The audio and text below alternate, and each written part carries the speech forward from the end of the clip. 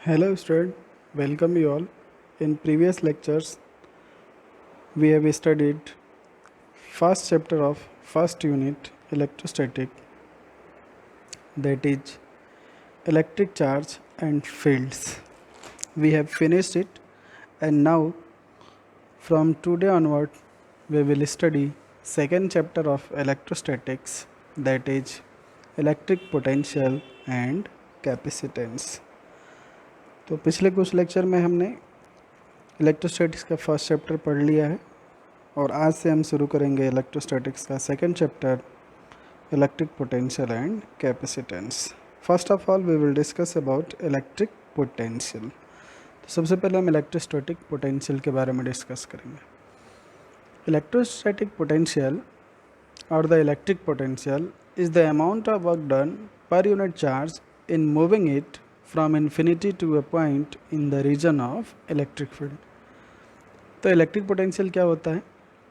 कोई चार्ज है, स्पेस में रखा हुआ है, उसके सराउंडिंग में उसका एक फील्ड होगा। पढ़ चुके हैं हम, हर चार्ज के चारों तरफ एक फील्ड जनरेट होता है जिसको हम इलेक्ट्रिक फील्ड बोलते हैं। जैसे जैसे चार्ज से दूर होते जाते हैं वैसे वैसे फील्ड की स्ट्रेंथ भी कम होती जाती है। तो एक चार्ज है, कहीं स्पेस में रखा हुआ है, उसके सराउंडिंग में उस चार्ज का अपना एक फील्ड होगा। उस फील्ड में किसी दूसरे चार्ज को, उस दूसरे चार्ज को हम टेस्ट चार्ज बोल सकते हैं, तो जिसको हम क्यू नॉट से रिप्रेजेंट कर रहे हैं।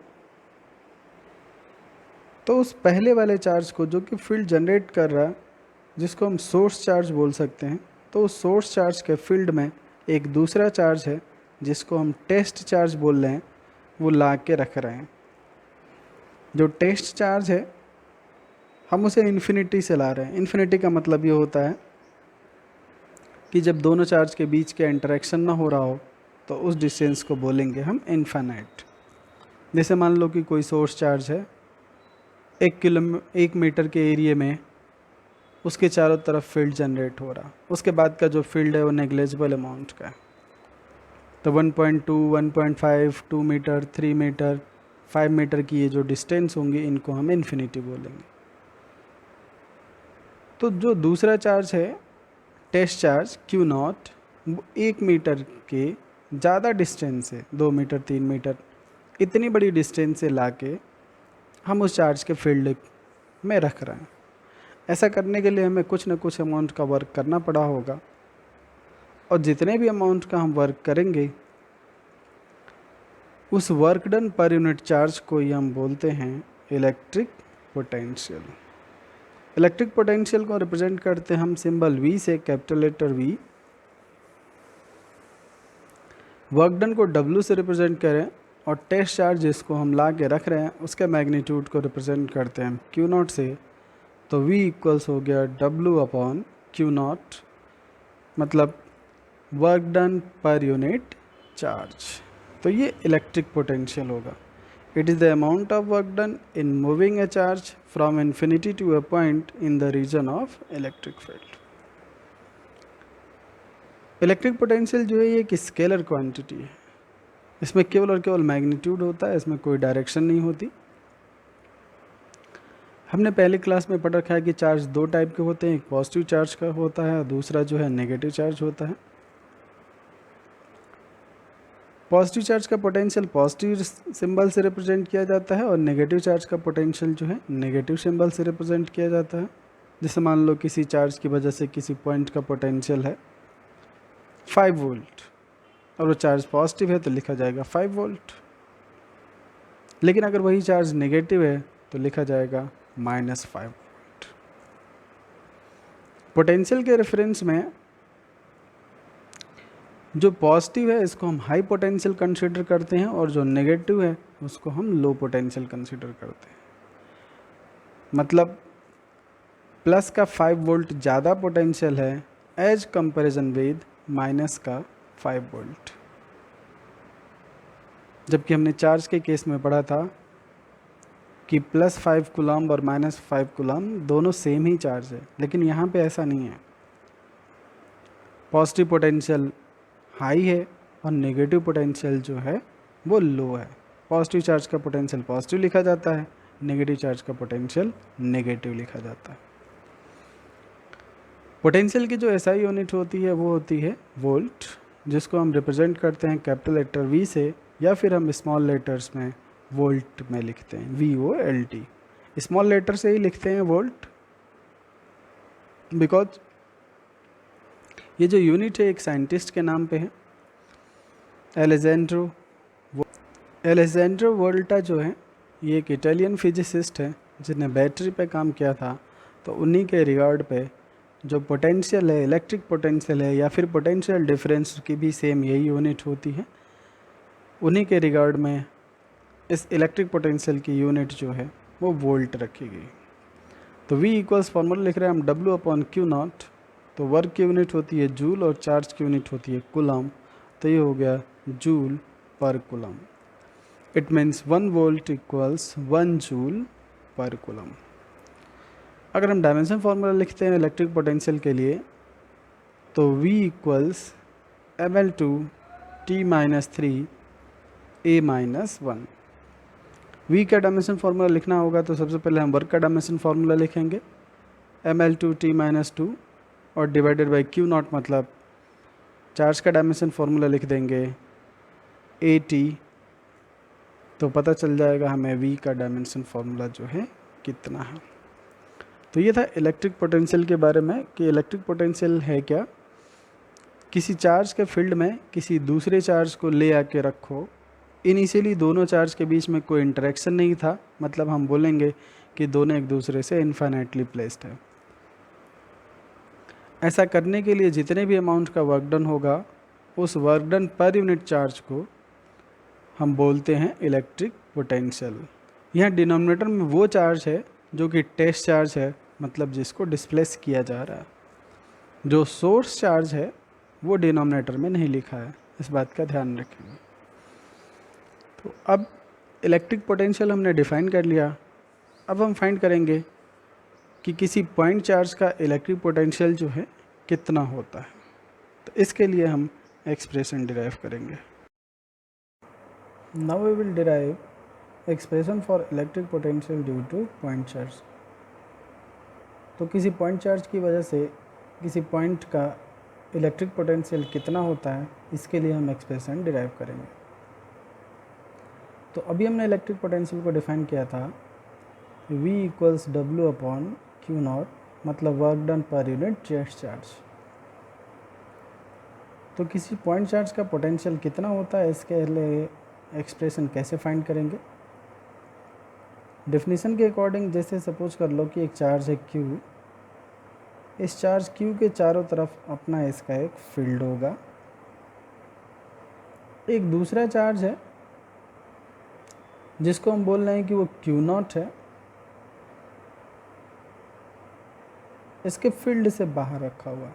तो जब फील्ड से बाहर रखा हुआ है तो इस डिस्टेंस को बोला जाएगा कि ये इन्फिनिटी पे रखा हुआ है। एक चार्ज है Q, इसका ये अपना फील्ड है, इलेक्ट्रिक फील्ड है, और इस फील्ड से बाहर ये एक चार्ज रखा हुआ है, मतलब इनके बीच में आपस में कोई इंटरेक्शन नहीं हो रहा। तो इसका मतलब ये है कि इन्फाइनाइटली प्लेस्ड है। अब इस चार्ज को, जिसको हम टेस्ट चार्ज बोल रहे हैं, ये चार्ज जो कि सोर्स चार्ज है, जो फील्ड प्रोड्यूस कर रहा है, जिसकी वजह से हमें पोटेंशियल फाइंड करना है, तो इस टेस्ट चार्ज को इस फील्ड के अंदर ले आके इस चार्ज को रखा हमने। सपोज कर लो कि ये कोई पॉइंट है P। अब ये चार्ज अपने आप तो आ नहीं जाएगा, हमें कुछ ना कुछ अमाउंट का वर्क करना पड़ा होगा। तो जितने भी अमाउंट का वर्क डन करना पड़ा हो, वर्क डन डिवाइडेड बाई उसी चार्ज का मैग्नीट्यूड जिसको हम ला रहे हैं, तो work done per unit test charge, इसी को बोला जाता है इलेक्ट्रिक पोटेंशियल, जिसको हम V से रिप्रेजेंट करें। और ये जो इलेक्ट्रिक पोटेंशियल है ये इस पूरे रीजन का नहीं है, ये इस पॉइंट P का है। मतलब जिस पॉइंट पे ला के रख रहे हो उसी पॉइंट का ये इलेक्ट्रिक पोटेंशियल है। तो इलेक्ट्रिक पोटेंशियल का क्या मतलब हुआ कि ये कोई चार्ज है हमारा Q, इसके चारों तरफ का ये जो स्पेस है जिसको हम इलेक्ट्रिक फील्ड बोलते हैं, ये इस Q चार्ज का है जिसको हम सोर्स चार्ज बोल रहे हैं। इसके फील्ड में एक दूसरा चार्ज क्यू नॉट ला के रख रहे हैं। कहाँ से ला के रख रहे हैं? इनिशियली इन्फिनिटी पे था। इन्फिनिटी का मतलब ये है कि इन दोनों के बीच में जब आपस में इंटरेक्शन ना हो रहा हो तो इस चार्ज को इस फील्ड के अंदर ले आके रखो, और ला के रखने में जितने भी अमाउंट का वर्क डन होगा उस वर्क डन और डिवाइडेड बाय इसी चार्ज का मैग्नीट्यूड जिसको हम डिस्प्लेस कर रहे हैं, work done per unit charge, इसी को बोला जाता है इलेक्ट्रिक पोटेंशियल। और ये इलेक्ट्रिक पोटेंशियल उसी पॉइंट का होगा जिस पॉइंट पर हमने चार्ज ला के रखा था। तो ये तो होगी डिफिनेशन की बात, ये ऐसे हम इसे डिफाइन करते हैं।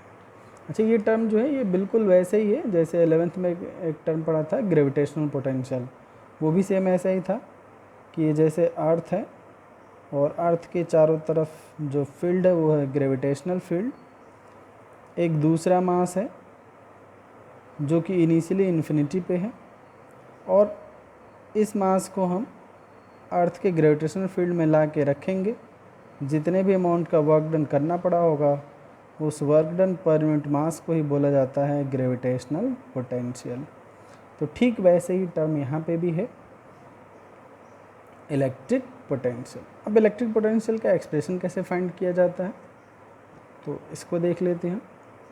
सपोज कर लो कि स्पेस में कहीं पे भी कोई पॉइंट O है और वहाँ पे हमने एक चार्ज रख दिया Q।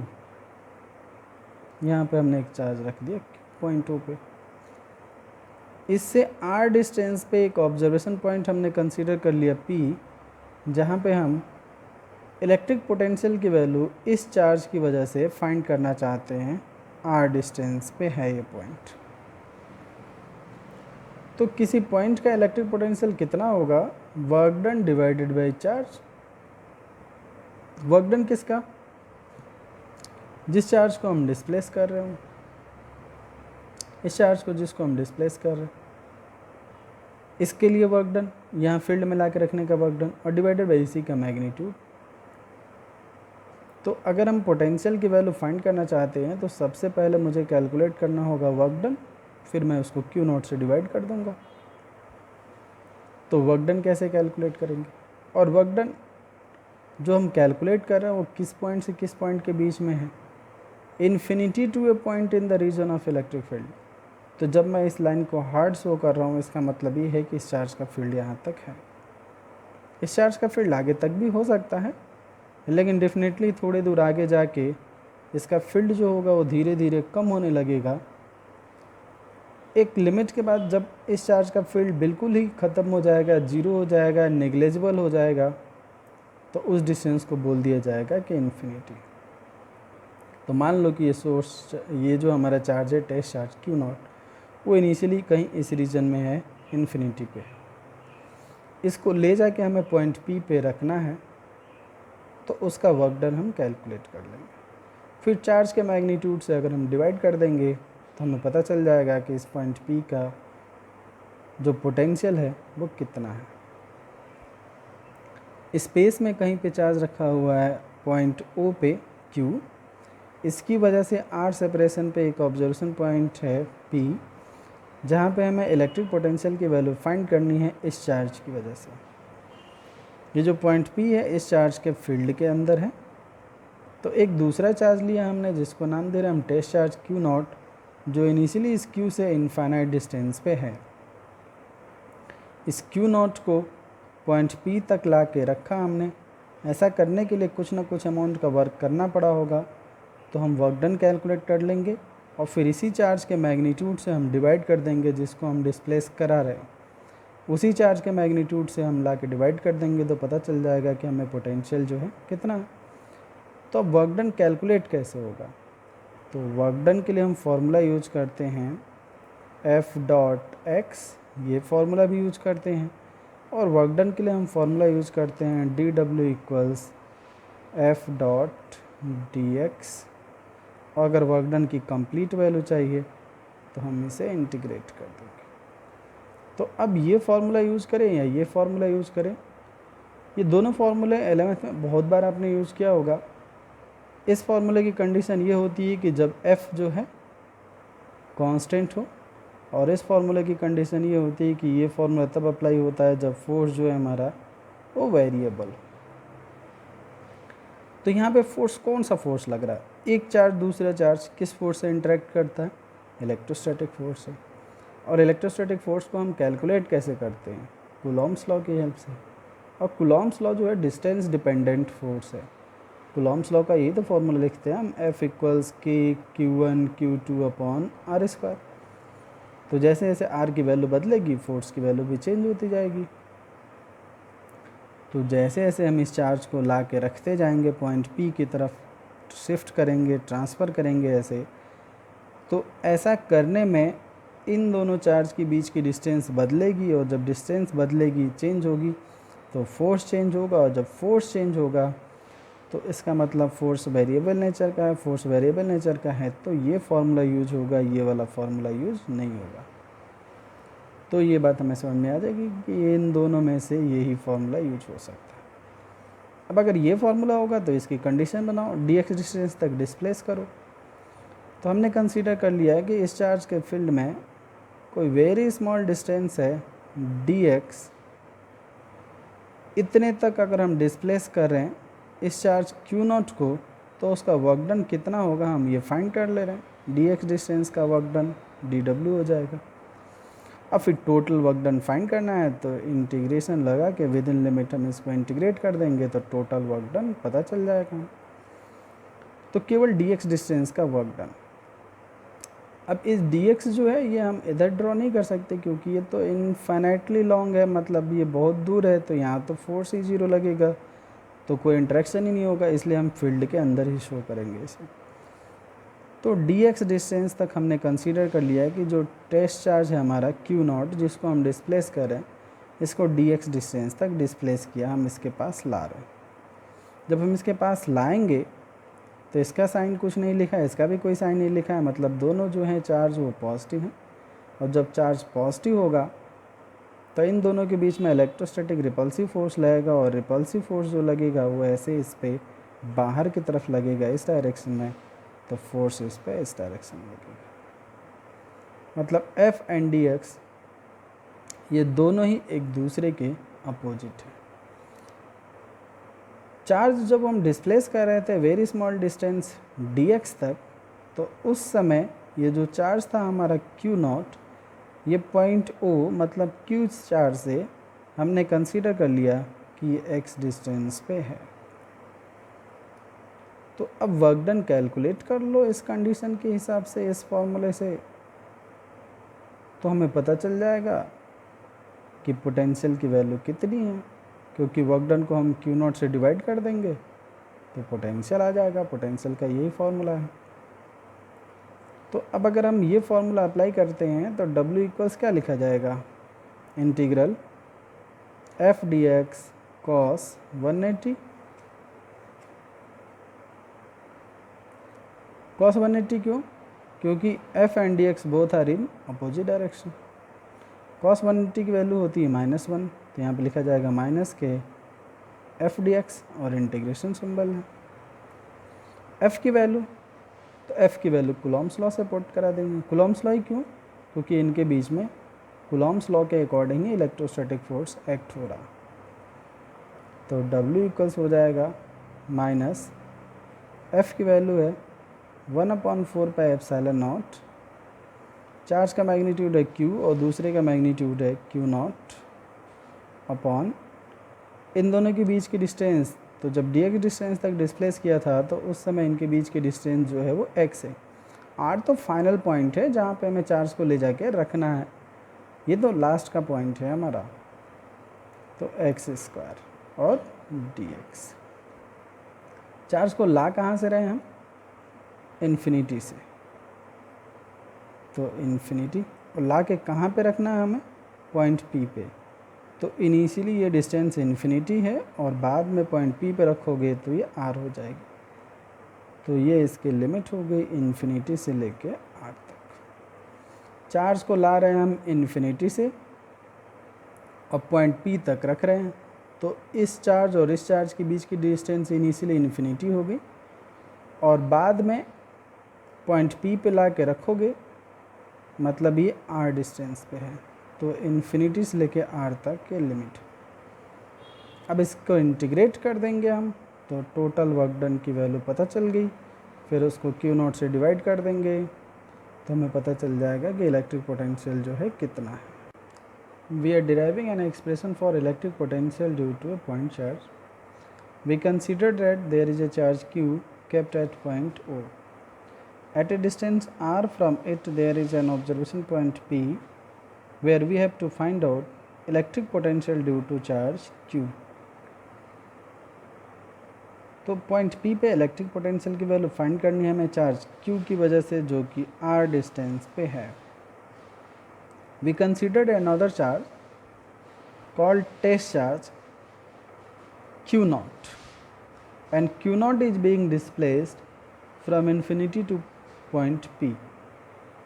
If we want to calculate electric potential at point P, then first of all we have to calculate work done in displacing charge Q naught from infinity to point P and then dividing it by term Q naught. तो अगर हम electric potential point P का find करना चाहते हैं तो ये जो टेस्ट चार्ज है Q नॉट जिसको हम इन्फिनिटी से पॉइंट P तक ला के रख रहे हैं, ऐसा करने का वर्क डन हम कैलकुलेट कर लेंगे और जो भी वर्क डन आएगा उस वर्क डन को अगर हम इस चार्ज के मैग्नीट्यूड से डिवाइड कर देंगे तो हमें पता चल जाएगा कि इलेक्ट्रिक पोटेंशियल की वैल्यू इस पॉइंट P पे कितनी है। तो वर्क डन कैलकुलेट करने के लिए हम फॉर्मूला यूज़ करेंगे dW = F.dx। इसका रीज़न हमने अभी देखा था, क्योंकि जो फोर्स है यहाँ पे वेरिएबल नेचर का है। चार्ज जैसे जैसे इधर लाओगे कूलम्बिक फोर्स चेंज होता जाएगा, इलेक्ट्रोस्टैटिक फोर्स जो होगा वो बदलता जाएगा, और जब इलेक्ट्रोस्टैटिक फोर्स की वैल्यू बदलेगी तो फिर वर्क डन का यही फॉर्मूला यूज होगा। तो इस फॉर्मूले को अप्लाई करने के लिए हमें F और dx रिप्रेजेंट करना होगा। तो हमने कंसीडर कर लिया कि इस चार्ज के फील्ड में एक वेरी स्मॉल डिस्प्लेसमेंट है dx, तो dx तक डिस्प्लेस करने का वर्क डन जो होगा वो कितना होगा। तो dW = लिखेंगे F.dx। जब हम टेस्ट चार्ज Q नॉट को वेरी स्मॉल डिस्टेंस dx तक डिस्प्लेस कर रहे थे तो उस समय ये इस सोर्स चार्ज Q से x डिस्टेंस पे था। R तो फाइनल पॉइंट है P जहाँ पे हमें चार्ज को ला के रखना है इन्फिनिटी से। तो सबसे पहले हम dx डिस्टेंस तक का वर्क डन कैलकुलेट कर लेंगे, फिर टोटल वर्क डन के लिए इसको विद इन लिमिट इंटीग्रेट कर देंगे तो हमें पता चल जाएगा कि टोटल वर्क डन जो है कितना हो। अब ये जो चार्ज Q नॉट है जिसको हम dx डायरेक्शन में डिस्प्लेस कर रहे हैं, इस डायरेक्शन में इस चार्ज के पास ला रहे हैं, तो इस पर जो इलेक्ट्रोस्टैटिक फोर्स लगेगा वो अपोजिट डायरेक्शन में लगेगा, रिपल्सिव होगा, क्योंकि इस चार्ज का भी साइन पॉजिटिव है और इस चार्ज का भी साइन जो है पॉजिटिव। नेगेटिव भी ले सकते हैं, उससे कोई फ़र्क नहीं पड़ता, बट यूजुअली डिराइव करते समय पॉजिटिव ही लिया होता है। हर बुक में पॉजिटिव मिलेगा आपको, कोई भी पढ़ाई पॉजिटिव ही कंसीडर करते हैं, नेगेटिव भी लिया जा सकता है, ऐसी कोई बात नहीं है। तो अब यहाँ पे हमने देखा कि F and dx both are in opposite direction, तो ये हो जाएगा F/dx cos 180 डिग्री, मतलब cos 180 की वैल्यू हो गई -1, तो ये हो जाएगा -k F/dx। F की वैल्यू ला के रख देंगे, तो फ्रॉम कूलॉम्स लॉ, और कूलॉम्स लॉ के अकॉर्डिंग F की वैल्यू होगी 1/4 pi epsilon naught Q not. Charge के जो पेयर हैं यहाँ पे Q और Q नॉट है, तो Q नॉट और अपॉन इन दोनों के बीच की जो डिस्टेंस है जब dx डिस्टेंस तक डिस्प्लेस कर रहे हैं तो वो है x, तो x²। ये वैल्यू यहाँ पे ले जाके रख देंगे, तो dW = हो जाएगा -k 1/4 pi epsilon naught Q naught upon x² dx। ये तो हो गया स्मॉल वर्क डन। तो अगर हमें फाइंड करना है टोटल वर्क डन तो विद इन लिमिट हम इसको इंटीग्रेट कर देंगे, टोटल वर्क डन हो जाएगा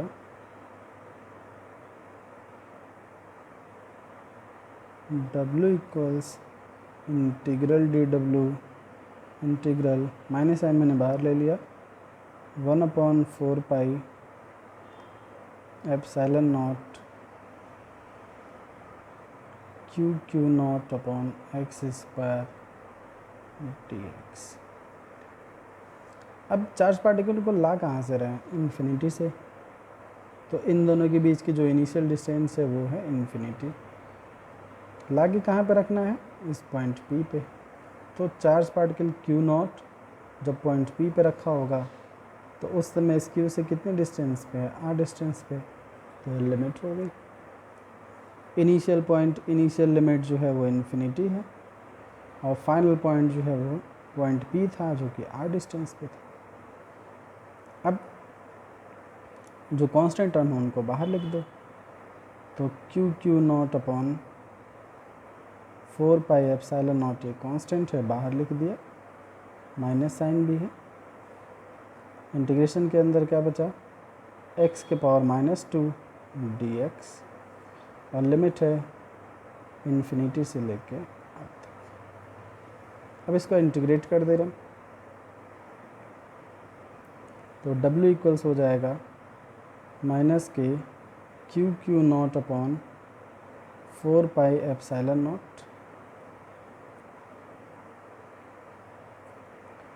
इसका इंटीग्रेशन हो जाएगा x के पावर -2 + 1 डिवाइडेड बाई -2 + 1 इन्फिनिटी से लेके R तक। सिंपल सा इंटीग्रेशन है, सबको पता होगा। x to the power n dx का फॉर्मूला होता है x to the power n + 1 divided by n + 1। तो n की जगह यहाँ पे -2 लिखा हुआ था, x के पावर -2 + 1 -2 + 1। अब फर्दर इसे सॉल्व कर रहे हैं तो हो जाएगा माइनस का Q naught upon 4 pi epsilon not. ये हो गया x के पावर -1 तो इसका मतलब हो गया 1/x और यहाँ पे क्या बचा हुआ है? -1 तो ये हो गया -x माइनस का 1/x। लिमिट है इन्फिनिटी से लेके R तक। इस माइनस साइन को बाहर लिखेंगे तो ये माइनस और ये माइनस प्लस हो जाएंगे। तो W इक्वल्स हो जाएगा Q naught upon 4 pi epsilon not. Limit की वैल्यू रख रहा हूँ, माइनस साइन हट गया है क्योंकि ये माइनस और ये माइनस मल्टीप्लाई हो गए, इस माइनस को बाहर ले लिया या फिर इस माइनस को अंदर ले जाओ। लिमिट रखेंगे तो सबसे पहले हायर वैल्यू, फिर माइनस साइन के साथ लोअर वैल्यू। तो हायर वैल्यू है यहाँ पे R और लोअर वैल्यू है इन्फिनिटी, तो 1/R - 1/इन्फिनिटी। तो ये हो गया 1/4 पाई एप्सिलॉन नॉट और Q नॉट अपॉन R। ये वर्क डन की वैल्यू होगी। लेकिन हमें वर्क डन तो फाइंड नहीं करना था, हमें फाइंड करना था क्या?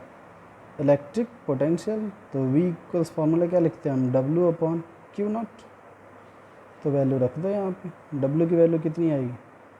1/4 pi epsilon naught Q naught upon R upon Q not. Q not से Q नॉट कैंसिल, तो ये हो गया 1/4 पाई एप्सिलॉन नॉट और Q upon R। Q not से Q नॉट कैंसिल हो गया।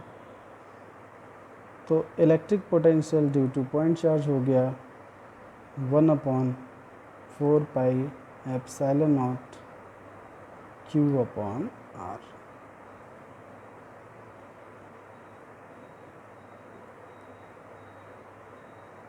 तो किसी भी पॉइंट चार्ज का जो पोटेंशियल है उस चार्ज के मैग्नीट्यूड पर डिपेंड करता है।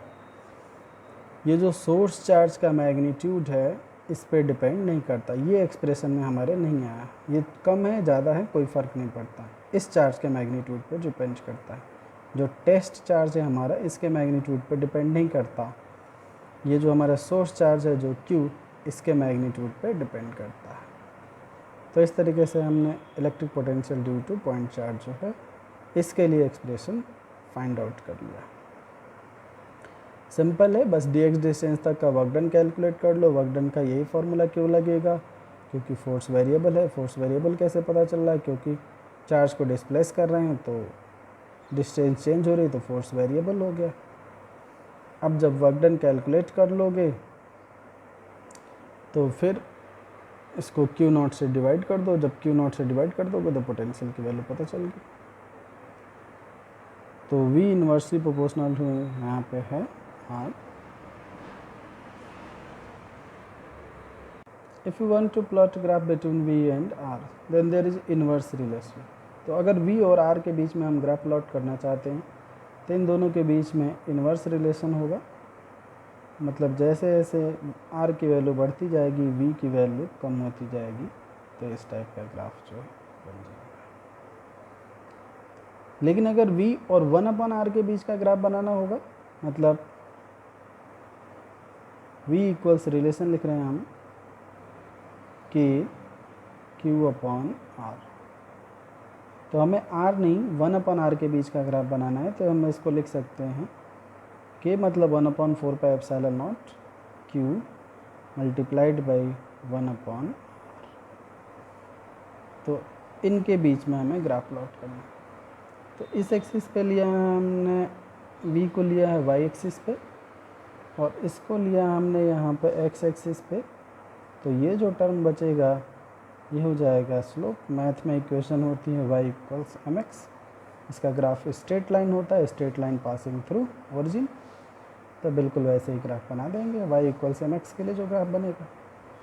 तो v और 1/R के बीच का जो ग्राफ बनेगा वो ऐसे बनेगा स्ट्रेट लाइन।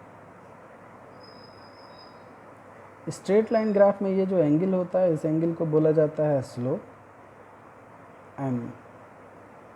तो ये m, तो m इक्वल्स है यहाँ पे KQ।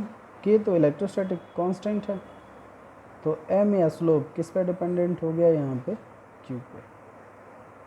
तो जो स्लोप है वो Q पे डिपेंडेंट है। तो ग्राफ बनाने को भी आता है एग्ज़ाम में, तो ग्राफ बना देना अगर एग्ज़ाम में आए तो। ग्राफ से रिलेटेड क्वेश्चन भी आते हैं, जैसे कि इस टाइप का क्वेश्चन आया हुआ है।